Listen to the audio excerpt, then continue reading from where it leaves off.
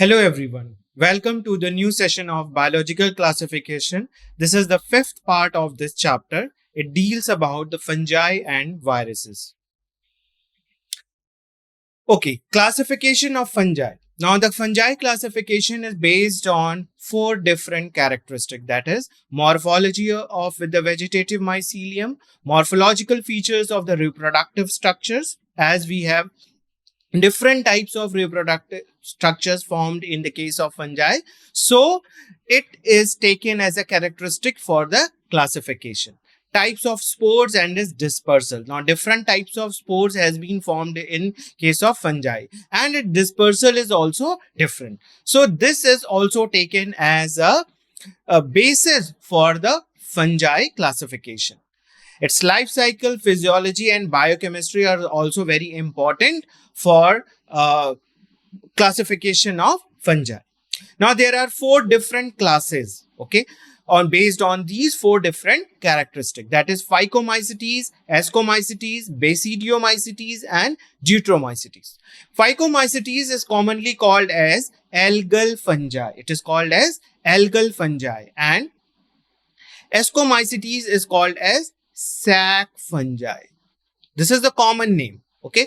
Basidiomycetes, also called as club fungi, and Deuteromycetes is called as fungi imperfecti or imperfect fungi. Now we will see one by one all these characteristics of all these classes. So let us start. Phycomycetes. It is called as algal fungi. Commonly, it is called as algal fungi or conjugation fungi. It is morphologically similar to the algae, and that is why it is also called as algal fungi. They are having branched and filamentous and branched hyphae, okay, which is a characteristic of true molds. The members are mainly saprophytic and obligate parasite. Now, this is very important point. Obligate parasite. Why it is called as obligate parasite? Because they cannot survive without having a host.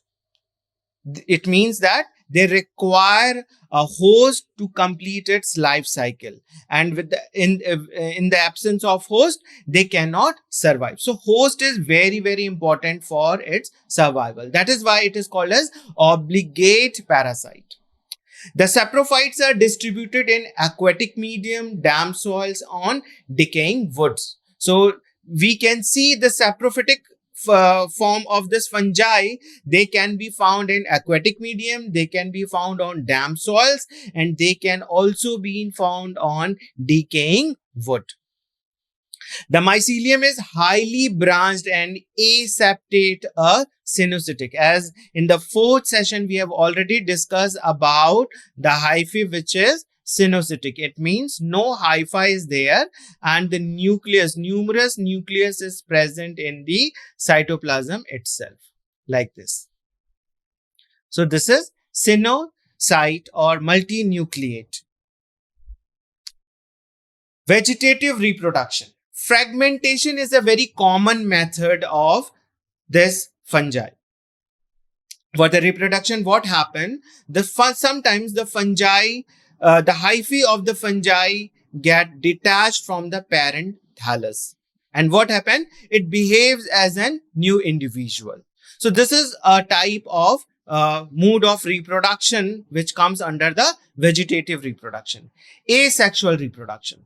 Sometimes the spores are endogenously produced, okay, and they are sometimes motile and sometimes non-motile.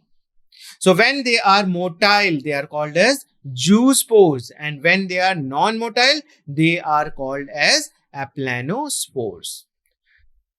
Okay, so endogenously produced sporangial zoospore. There are two types of spores are formed for the asexual mode of reproduction. When it is motile, it is called as zoospores, and when it is non-motile, it is called as aplanospores. Sexual reproduction is carried by isogamy, anisogamy, and oogamy. Okay, so there are 3 different types of sexual reproduction reported in this particular class. Mucor. Now there are some different examples over here. Mucor, which is also called as a black mold, and these are the very common type of Phycomycetes. Rhizopus, bread mold. It is found on the bread sometimes when the atmosphere is quite damp and suitable temperature is there, and you keep the bread, okay, moistened. So that what happened, you will see in 2-3 days this rhizopus on the surface of the bread. So it is very commonly found on the bread. So that is why it is called as bread mold. Albugo species causes white rust and mustard. Sometimes if you see this figure, this is the mustard branch infected with the fungi albugo. Okay. Now, the second class of the fungi is Ascomycetes. It is sac fungi. It is also called as sac fungi. Ascomycetes are the largest group of higher fungi. So this is called as higher fungi or largest group because many individuals has been reported or many species has been reported for this particular class. These are commonly known as sac fungi. Why they are called as sac fungi? Because their spores are developed in a sac-like structure. Spores are present in sac-like structure like this. Okay, so that is why it is called as sac fungi. The members are mostly of terrestrial saprophytes, decomposers, parasites, and coprophilous.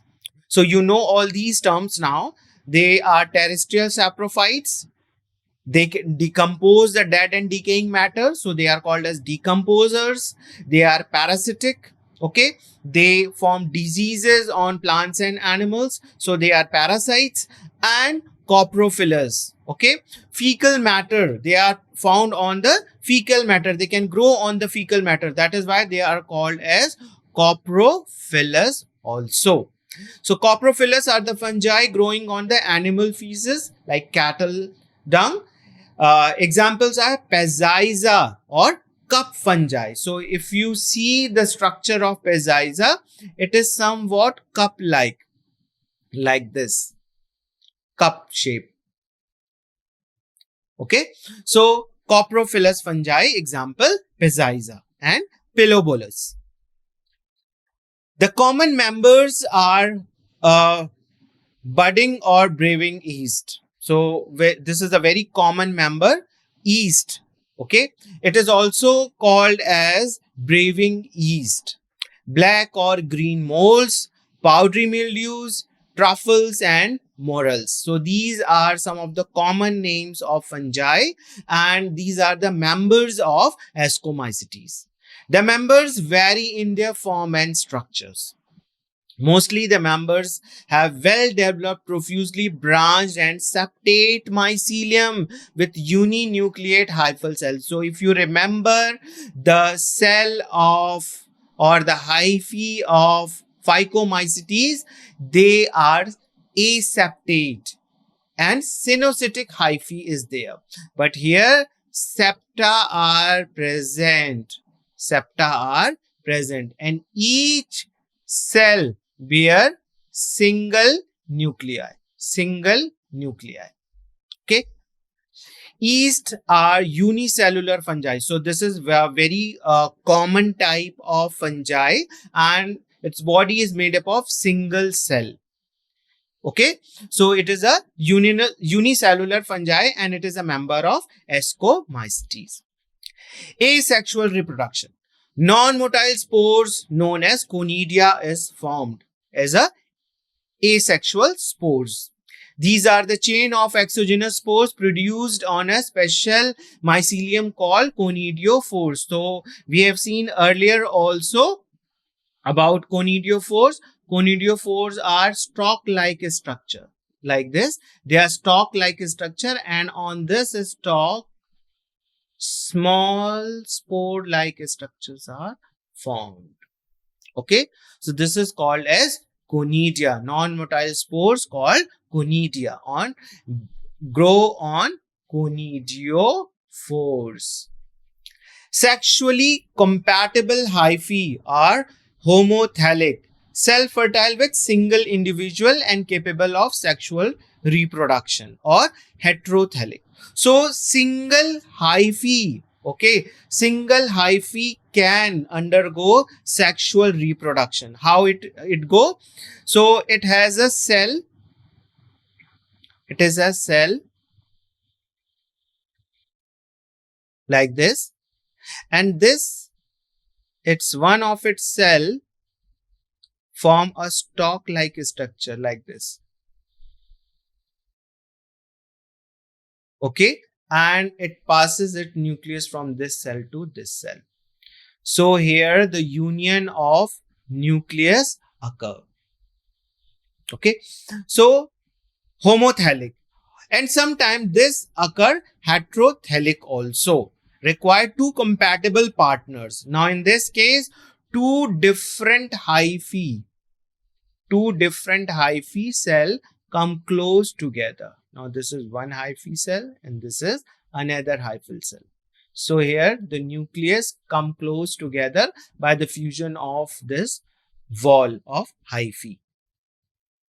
So two form of sexual reproduction. So one is in the form of homothallic and another in the form of heterothallic. Sexual reproduction takes place endogenously produced ascospores produced in specialized fruiting body called ascocarp. So this is the unique feature of this particular class, that they form ascocarp. Now what is ascocarp? Ascocarp are this a sac-like structure in which ascospores are present like this.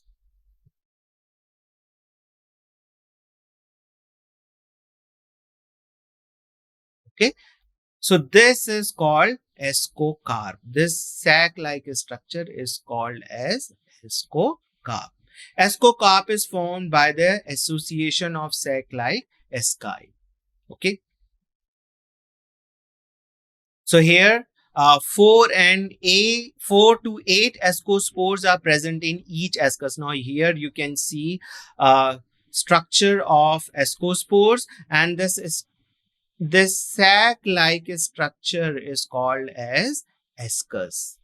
And inside the ascus, ascospores are there. Sometimes 4 ascospores are present and sometimes 8 ascospores are present, depending upon the type of division. Okay, the third type of fungi is Basidiomycetes. This is also called as club fungi. The class Basidiomycetes includes most advanced fungi. Okay, so this is a most advanced fungi and commonly known as club fungi.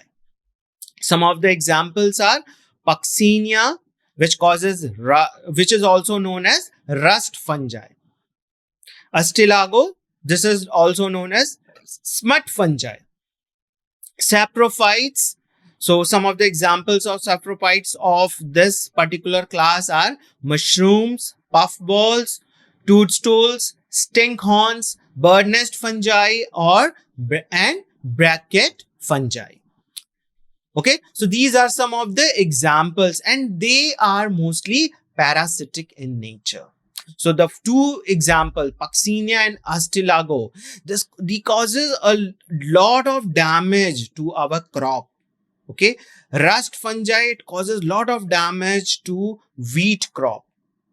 Okay, so agaricus is an edible mushroom. Now some of the member of this particular class are consumed as a food in our food. So one example is agaricus. It is an edible mushroom. Amanita. Now this is a deadliest poisonous mushroom reported. So this is not an edible one. This is poisonous fungi. The mycelium is well developed, branched and septate, and seen as a primary, secondary, and tertiary forms. Now, if you see the difference between the hypha of the first, second, and third class, the Phycomycetes, they are having aseptate fungi. Okay. Ascomycetes, they are having septate fungi, but no branching is there. But here, branched and septate fungi. So this is a difference between first, second, and third classes of the fungi. And if you remember first slide of this session, there was a slide that shows that the classification of the fungi is based upon the mycelium, type of mycelium they are having. So this is the difference. Okay. Now, three different types of forms of mycelium is present in this class members. The primary, secondary, and tertiary forms. The primary mycelium formed by the germination of basidiospores and has a haploid nucleus. So no diploid nucleus, they are having only haploid nucleus. So when basidiospore germinate, it gives rise to a hyphae, which is haploid nucleus. Secondary mycelium is formed by the fusion of two cells of primary mycelium. Okay, so let us see here. This is one primary hyphae which is having haploid nucleus, and this is another hyphae. This is another primary hyphae which is having which is also having a haploid nucleus. Now, what happened? Sometime these hyphae come in contact with each other like this.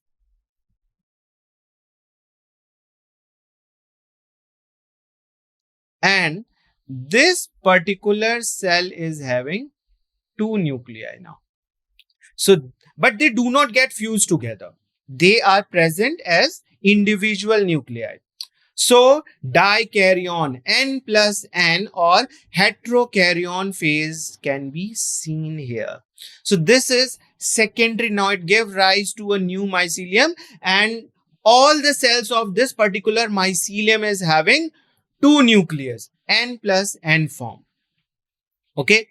Now, the secondary mycelium organized to form a specialized fruiting body called basidiocarp.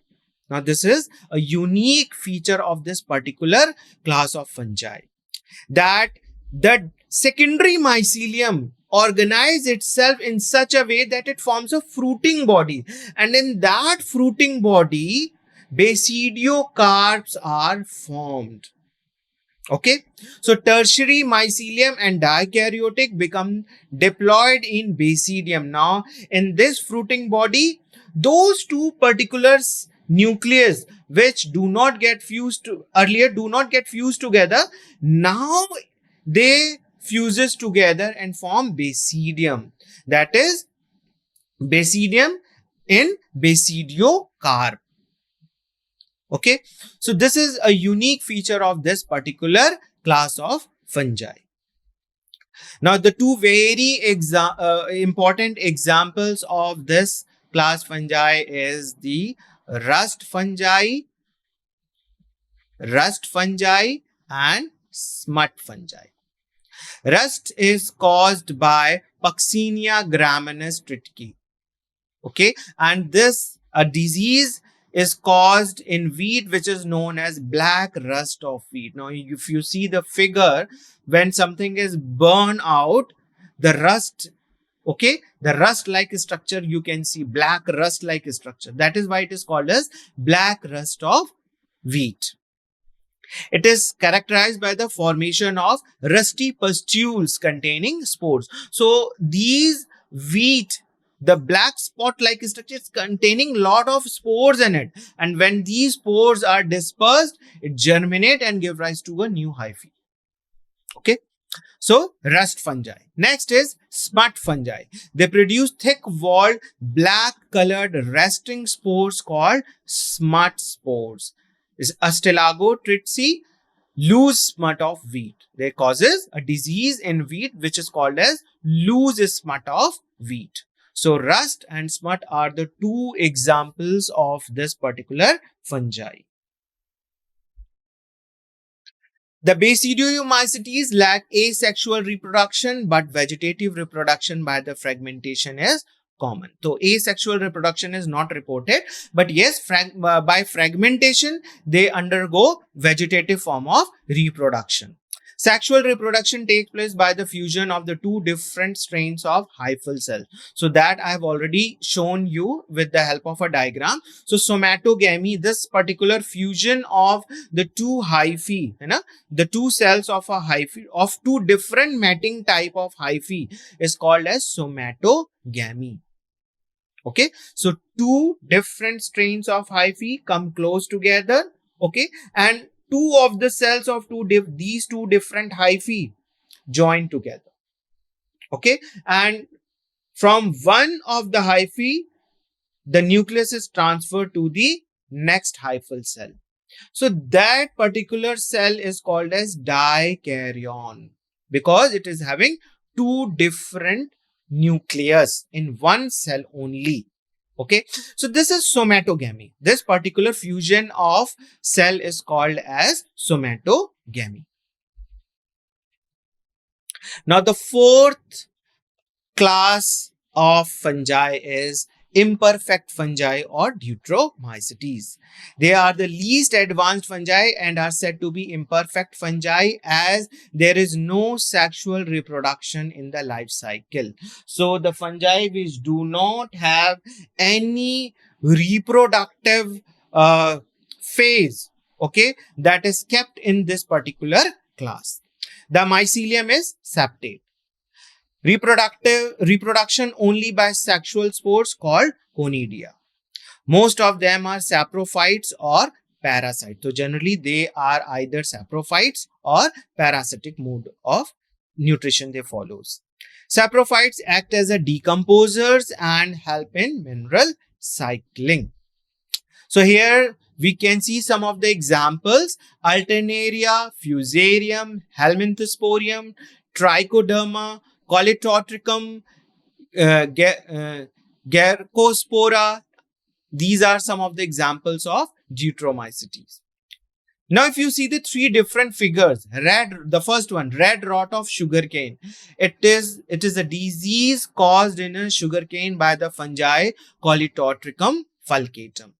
So you must have seen sometimes the leaves of the sugarcane is having red spot like a structure. Or even when you are chewing the cane of sugarcane, in between the cane, you can see the red spots or the red structures, red color structures. So those are nothing, they are fungi. Okay, so they cause a lot of damage to this particular crop. Next one is Alternaria solani that causes blight of tomato and potato. So this figure is showing the early blight of potato. Now, if you can see, the potato leaf is got burned like.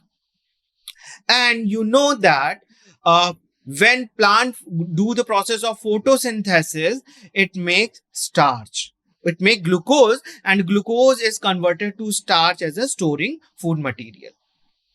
And the potato is having lots of starch in it as a stored food material. So the green leaves of the potato are doing the process of photosynthesis, and all the glucose, the rest of the glucose, which is after metabolizing respiration process of the potato plant, the rest of the glucose is get stored in the form of starch in the potato. Now, if the potato leaves are infected by this fungi, they can damage the leaves, as you can see in the figure. So the photosynthesis rate will be affected. And again, the potato crop will be affected. So this particular crop also causes lot of damage to our potato and tomato crops. In many economic important plants like potato, tomato, and cotton, Wilting occur due to the blockage of trachea elements. So now what are trachea elements? Trachea elements are nothing but they are the part of xylem tissue.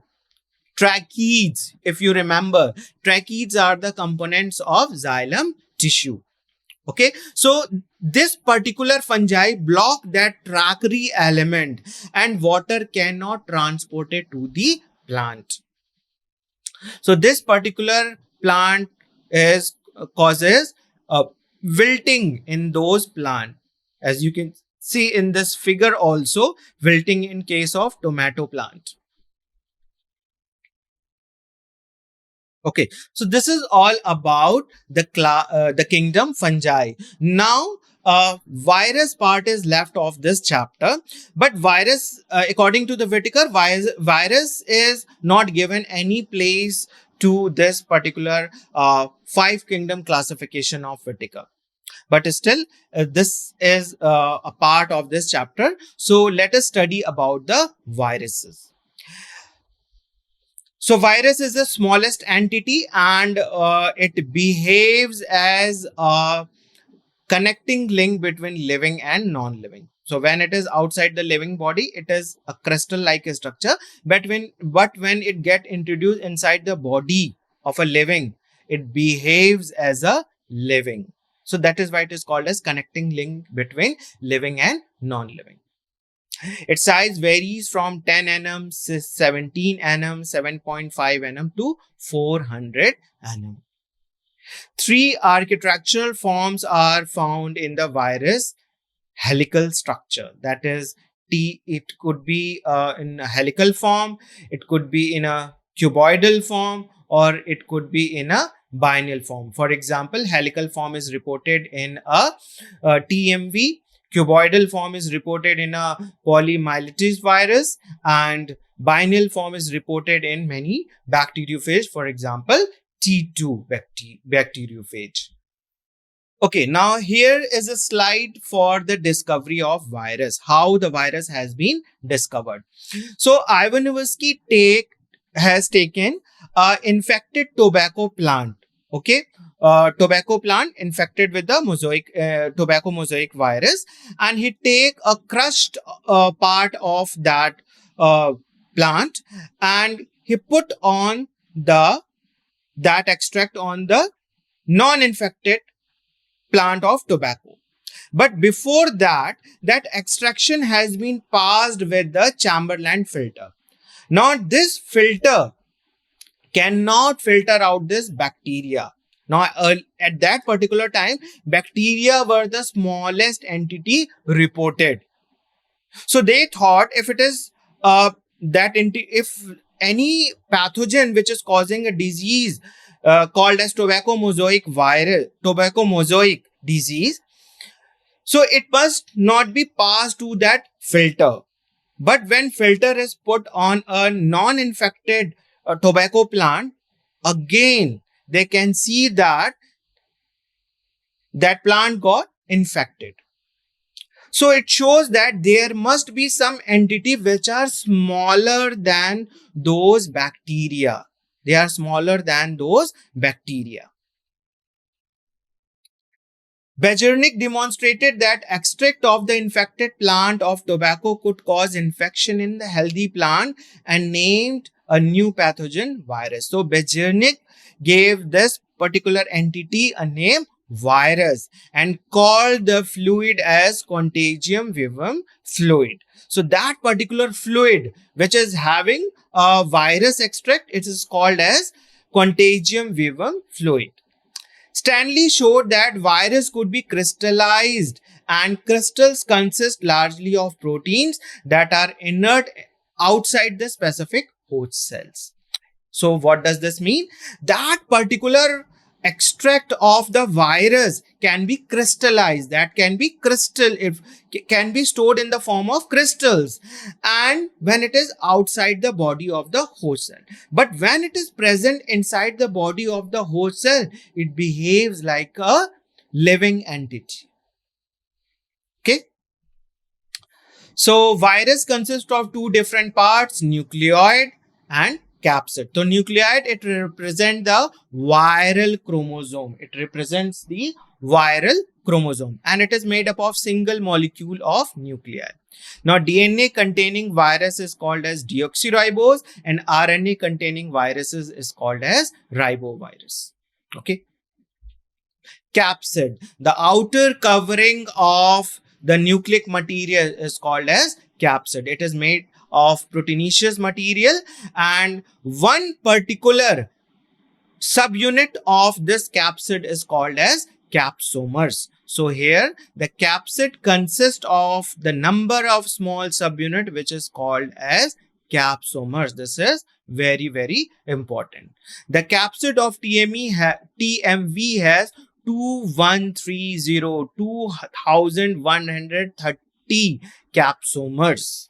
So here you can see the structure that TMV virus is having RNA as a genetic material, and it is covered by the capsids, and each subunit of this capsid is called as capsomers, and the numbers of capsids in this number of capsomers in this capsid is 2130.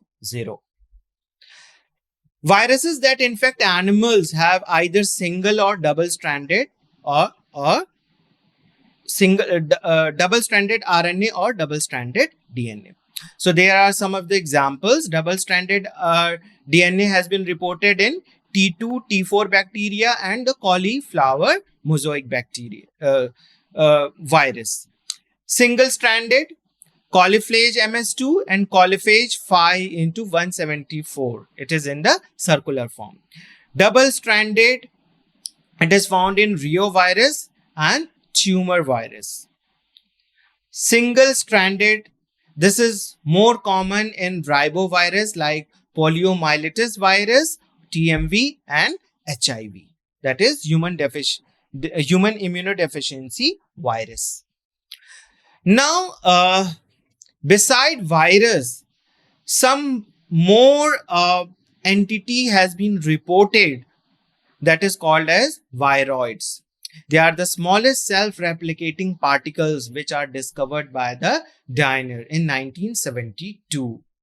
That particle is containing only infectious RNA particle, no protein particle, only RNA particle has been reported, and it is devoid of any protein code. No protein code has been found. So this is very, very important. So protein is not present, protein code is not present, so molecular weight of viroid is very less.